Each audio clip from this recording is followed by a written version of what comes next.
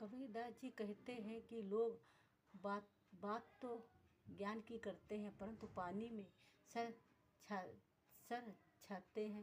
अर्थात ज्ञान की बातें करते हुए आचरण जगत में डूबने वाला रखते हैं और इसीलिए हृदय के भीतर रखे हुए अनंत आध्यात्मिक धन की लूट हो रही है और जीव अपने घट यानी भीतर का हाल भी नहीं जान पा रहा है। यही नहीं, कामना रूपी पशुराव सबके हृदय खेत को चर रहा है। इसे बस में करने के चक्कर में बड़े बड़े शास्त्र ज्ञानी और मुनि लोग थक गए हैं, परंतु इस कामना रूपी पशु को नहीं पकड़ सके। दूसरे शब्दों में यह कहा जा सकता है कि ब्रह्मा, वरुण, कुबेर इन पीपा प्रहलाद को बचाकर अपने नखों में हिरण्याकश्यप का वध करने वाले नरसिंह ही काल के गाल में समा गए।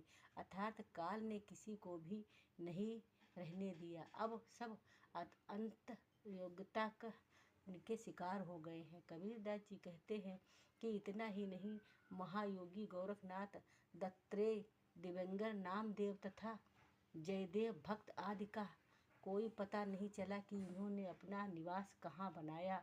मन, वृद्धि, चित्त और अहंकार का चौसर सबके हृदय में हो रहा है और उन अनेकों योनियों में भटकना पासे के समान है और जीव अपने जीवन को ही दांव में लगाकर इस खेल में हार रहा है। किसी को अपने हृदय में झांक कर देखने की फुर्सत ही नहीं है, जबकि बिना अपनी अंतरात्मा को समझे भव बंधनों से छुटकारा की कल्पना भी नहीं की जा सकती है।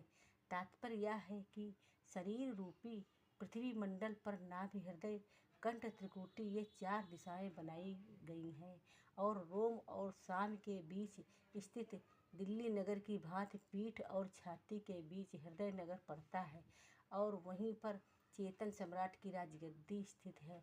परंतु उस पर भी अजीब तमाशा है, क्योंकि वासना रूपी यमराज ने वहाँ पर अज्ञान का खूंटा गाड़ दिया है। कबीरदास जी कहते हैं कि हे मानव, तेरी विभूति एवं शोभा अद्भुत है, क्योंकि पृथ्वी मंडल पर देह धारण रूपी सारे अवतार और अनंत प्रकृति तेरे सामने हाथ जोड़कर खड़ी है और तूने अद्भुत, अपार और अथाह ज्ञान विज्ञान का सागर रच डाला है। हे कल्पवारिधियों को मन पर विजय पाने वाले संत लोग सभी मनुष्यों का हित का रास्ता बतलाते हैं। अगर उनके सत्य उपदेश